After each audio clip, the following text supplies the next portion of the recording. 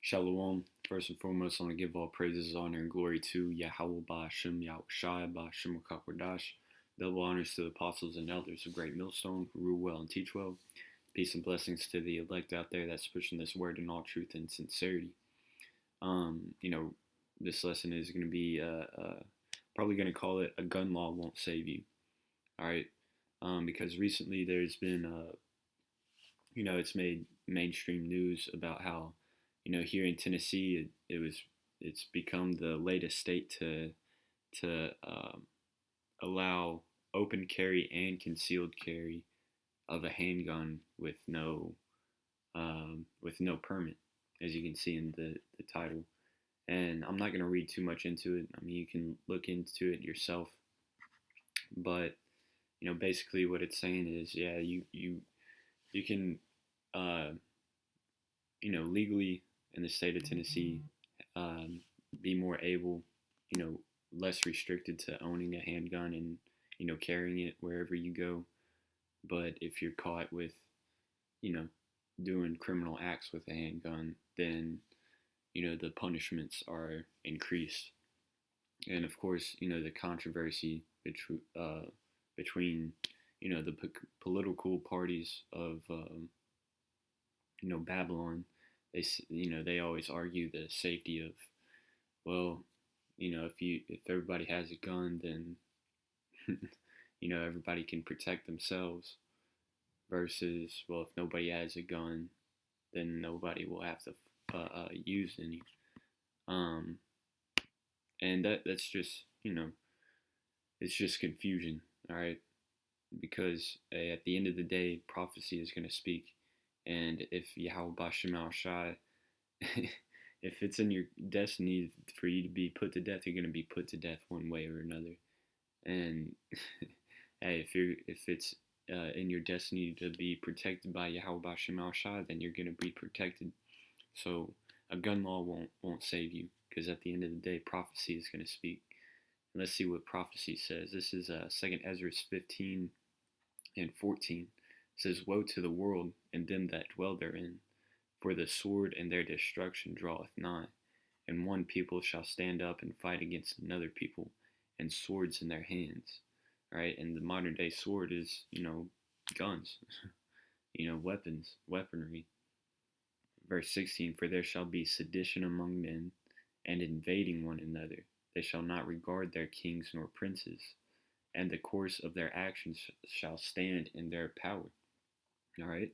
So this is an end time prophecy, saying that there's going to be sedition among men, and invading one another with swords in their hands, or the modern day weapon in their hands.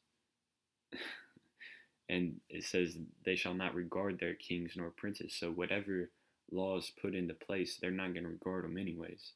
It doesn't matter if they allow non-permit carry or whatever, man. Because it's going to get so bad out here that people aren't going to listen to the laws of the land. And it goes into that. Verse 17, "A man shall desire to go into a city and shall not be able." And we got a glimpse of that, during this coronavirus lockdown. This starting like 2 months or so. Hey, everything was on lockdown, man. You couldn't really travel like that, But it's gonna get worse because every protocol for a national emergency calls for lockdowns. It doesn't matter if it's a pandemic or if it's terrorist attacks. If it's uh, uh, um, a national emergency, hey, every protocol for any type of national emergency is locked down, whether it be an economic collapse, power outage. It's like everybody stays at home, you know. So hey, if it comes in the form of a second wave coronavirus or a more deadly virus or disease outbreak, or if it comes in you know um, an electrical grid shutdown, or so-called terrorist attacks. And the reason why I say so-called is because, hey, we know Esau Edom's tactics about how he can he does these red flag or false flags, I should say, false flags attacks, you know, where he constructs it and then blames it on, you know, he creates the enemy for himself. Just look up false flags and you'll see what I mean. Um, or a combination of all of those, you know, and he can shut down, uh, uh, you know, you know, shut down travel, you know. It says, "For because of their pride, the city shall be troubled, the houses shall be destroyed, and men shall be afraid." You know, and yeah, that's the down. You know, the Most High hates pride. You know, that's it's like one of his number one pet peeves is pride. All right, and hey, there's a lot of prideful people these days. Um,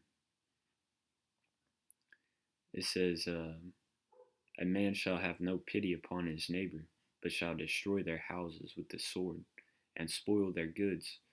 Why? It says, "Because of the lack of bread and for great tribulation." All right, and that's Jacob's trouble, and that's what's coming to Babylon the Great, all right, aka America, the U.S. of A. All right, daughter Babylon, you know, the virgin daughter Babylon. Hey, and you know, people that don't even really know the scriptures like that can see that this place is going down. You know, there's no moral standard in America anymore.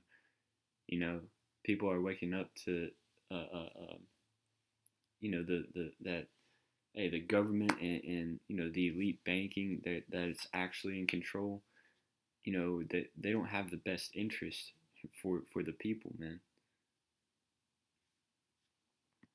Um, but yeah, it says, "A man shall have no pity upon his neighbor, but shall destroy their houses with the sword." With the sword, all right, those weapons, all right, and a gun law won't protect you from that, man. Because if people are, you know, resort to, you know, spoiling their next door neighbor by violence, they're not going to regard any type of, you know, what's set in stone. All right. And then it says that they verse 16. You know, I'm just going to get to the point. "And the course of their actions shall stand in their power," meaning that they're going to do whatever the hell they want. It's going to be like the wild wild west. They're going to enforce their own will, man. um, yeah, let me go to chapter 16 because I also thought of this 16 and I'll start at 17. It says, woe is me, who will deliver me in those days?" All right, because Ezra was seeing this vision and he understood, you know, reincarnation. You know, the because reincarnation in the, you know, the scriptural understanding of reincarnation is that you come back in your same lot. You know, your spirit gets passed down through the seed. You know, through your son's lineage. You know, father to son. All right, so whatever your father was, you know, that's where the your spirit is passed down, in every 3 to 4 generations or so. So he understood that he'd be, you know, walking the earth in this time, and that you come back as your lot. You know, so if you were a prophet in the old times, you're a prophet today. All right. If you were you know, a warrior in times past, then you know most likely you're going to be a soldier today. Um, it says, "The beginning of sorrows and great mournings, the beginning of famine and great death, the beginning of wars, and the powers shall stand in fear, the beginning of evils. What shall I do when these evils shall come?" And you know, the only thing you can do is pray and hope to Yahweh Bashem Al Shai that He's going to deliver you out of it. All right, because Yahweh Shai is coming back to deliver His elect from, you know, Jacob's trouble, you know, during these trying times. All right, so that's why, you know, men of the Lord, you know, we don't give a fuck what policies are passed, or you know what goes on in the news, whatever racial tensions are trying to, you know, narratives are being played uh, uh, uh, on the news. Hey, we don't get caught up in that, man. You know, because we stick to the scriptures. We understand that, hey, yeah, shit's gonna get fucking wild out here. But at the same time, Yahushua is gonna, hey, protect his elect. So it doesn't matter, man. It says, behold, famine and plague, tribulation and anguish are sent as scourges for amendment. Yeah, so if you ever wonder why shit's so fucked up, people thought shit was fucked up in 2019, and then 2020 came around, and now, everybody's locked down, everybody's catching cabin fever and going fucking insane. I think, like, I saw a statistic that said, like, there were way, like, 2 or 3 times more car crashes in 2020 with, like, way less people even driving on the road because everybody was, working from home. If you ever wonder why, weird shit like that is happening, all these different catastrophes happening, tensions rising, hey, they're sent as scourges for amendment, meaning, like a scourges being like a correction, you know. It's kind of like when you're being brought up as a child, hey, and you got your ass whipped and you were always in timeout. It was really, a correction, for you to get right, So same thing. That's how the Most High operates, Yahweh. That's how Yahweh operates. Whenever you see, wildfires in Australia and California and tornadoes, tearing up the Midwest, in all these third world countries, all their democracies collapsing, inflation going out the ass, the price of gas, going up. Hey, those are scourges for amendment, letting people know that, hey, look, there's a whole lot of fuckery going on, a whole lot of unrighteousness going on. But verse 20 says, but for all these things they shall not turn from their wickedness, nor be always mindful of the scourges.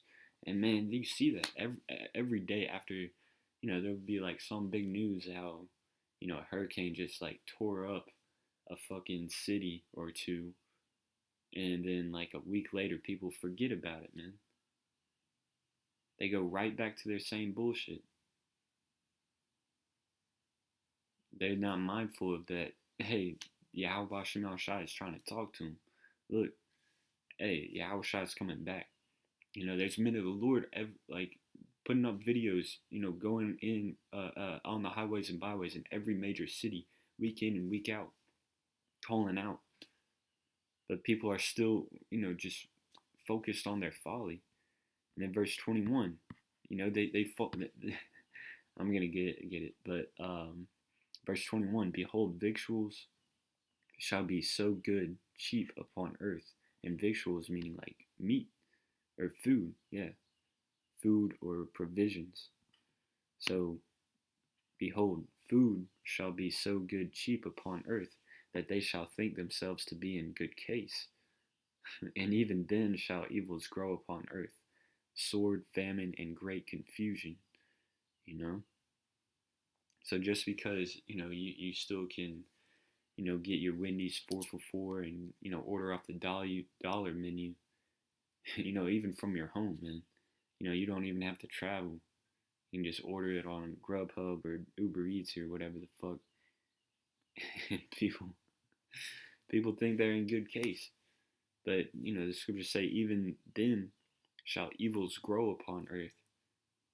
So while you're in the comfort of your own home, playing PlayStation and eating cheap, working from home, just because you're in a good case doesn't mean that, hey man, shit's getting fucked up around you. It's kind of like, what's that movie? I think it's called Ready Player One. Because it, like, the majority of the movie took place inside of, that virtual reality simulation. But then, like, his batteries died, or like,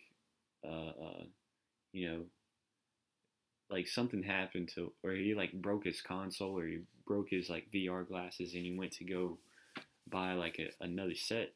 You saw that the real world was fucked up, man.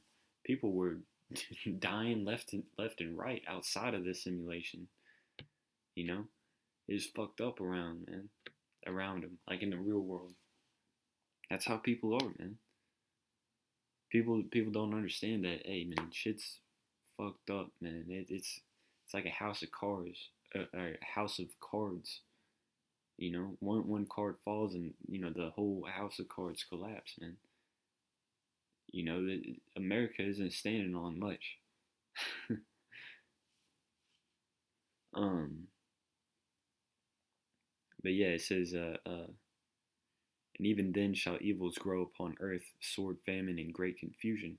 And yeah, you see that. You got one state, opening up their economy, full blast, but then you got other parts of the United States, going on a second lockdown. You got people, some people just not even wearing masks. You got other people doing it, and even then tensions are rising. You see, there's a whole lot of information and misinformation and disinformation, circulating the social media and mainstream media. People don't know what to believe in. Um, it says, verse 22, for many of them that dwell upon earth shall perish of famine, and the other that escape the hunger shall the sword destroy. Yeah, it's gonna be like and this goes into that preemptive programming, but it's gonna be like what's that game called? Fortnite, or those battle royale game modes on Call of Duty and whatnot. What's that other game? Apex Legends. And the whole concept is it's everybody for themselves, and they drop in on a map, and they're looking for ammo, swords, and armor, and everybody's getting pushed into the this circle. The map gets smaller and smaller, and really what they call it like a storm. If you're in the storm too long, then you die. But really what that storm represents is famine. Because you can't survive outside of a safe zone for too long, because hey, you eat up all the resources. Like one grocery store is only really good for supplies for about 3 days.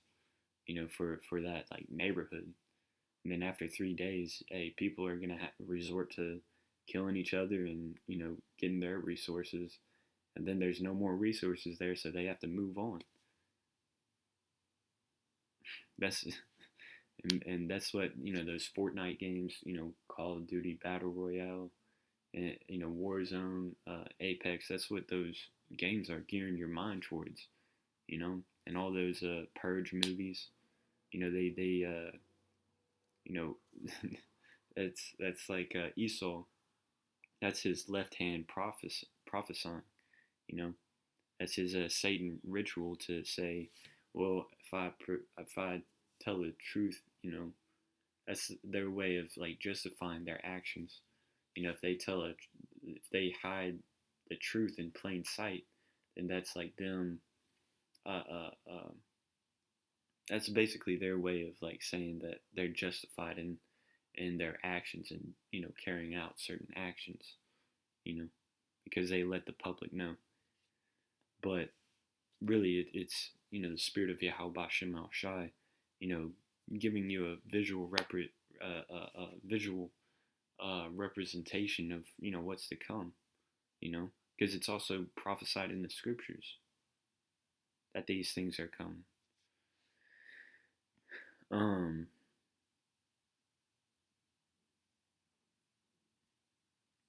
Oh yeah, I wanted to get a scripture off of verse 21. It says, "Behold, victuals shall be so good, cheap upon the earth, that they shall think that they're in good case, and a gift destroyeth the heart." This is Ecclesiastes 7:7. It says, "Surely oppression maketh a wise man mad, and a gift destroyeth the heart." All right. So what does that mean? Well, first part of it, should be, simple. Surely oppression maketh a wise man mad.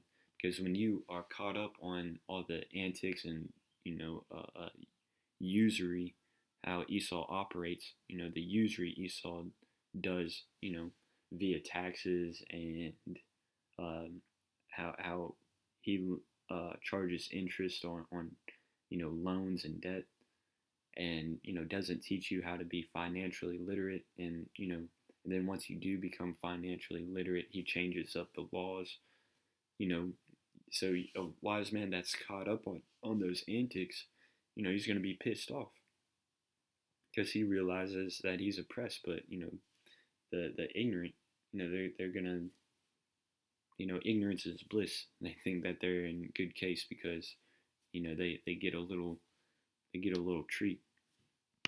And it says a gift destroyeth the heart, and the Hebrew word heart is la'ab, which can also mean your mind.